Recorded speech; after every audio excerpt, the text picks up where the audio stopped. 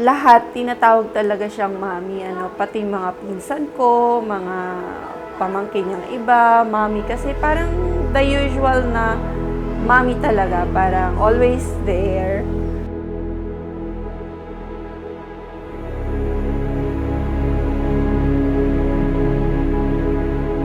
Pinalaki niya kami independent. Ayun, natuto kami tumayo sa sariling paa. And yun nga, para mag-trust lang sa God na ipoprovide niya yung mga needs namin. And then despite all the hardships, parang maging happy lang, magaang lang yung dala sa mga problema.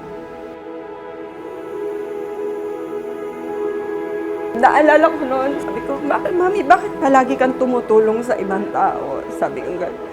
Tapos sabi niya, you have to plant a seed to the heart of those people that you help. Kasi in return, para daw yung buto na yon tumubo sa heart ng mga natulungan mo. And then afterwards, kahit hindi ka nag-a-ask ng kumbaga, magiging siya, na in return, na kahit di mo inaasahan, yung seed na pinlant ko sa heart nila ay babalik sa'yo.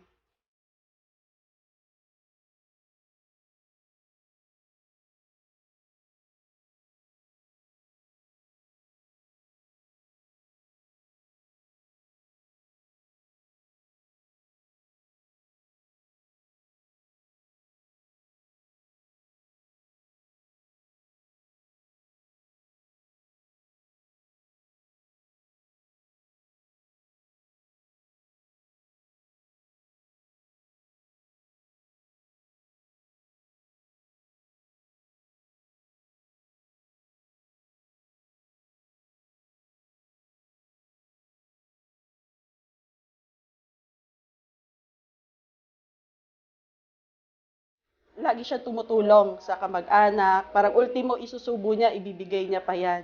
Naalala ko nga noon, parang lahat ng sweldo ko kasi noon, binibigay ko sa kanya. And then, nung nanghingi ako ng pamasahe, walang maibigay kasi naipadala na niya sa kamag-anak niyang nangangailangan. So, ganun siya. So, ang gusto ko kasi sana sa kanya, mabuhay siya ngayon na since nakapagtapos na kami lahat, wala na siyang binubuhay, na na siya, to live comfortably and happy.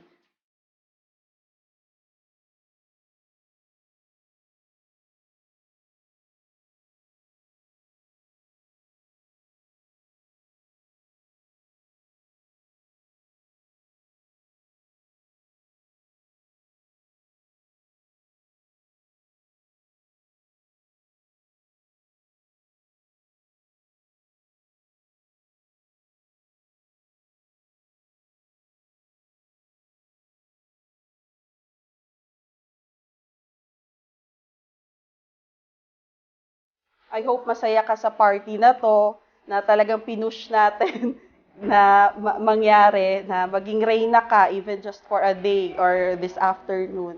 Ayan, so after ng party, marami kang pictures, marami ka na namang mapopost sa Facebook. Ayan, yun lang naman yung gusto ko for you, yung to live a happy and comfortable life.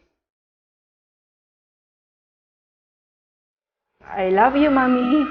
And have a good health. Sana humaba pa ang buhay mo. Continue to share your life with others.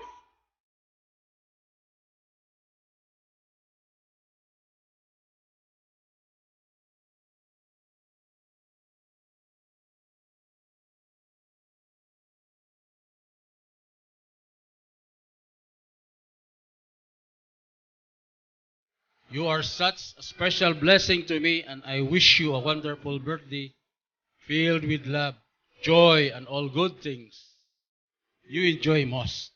I'm so glad to have such an amazing person in my life.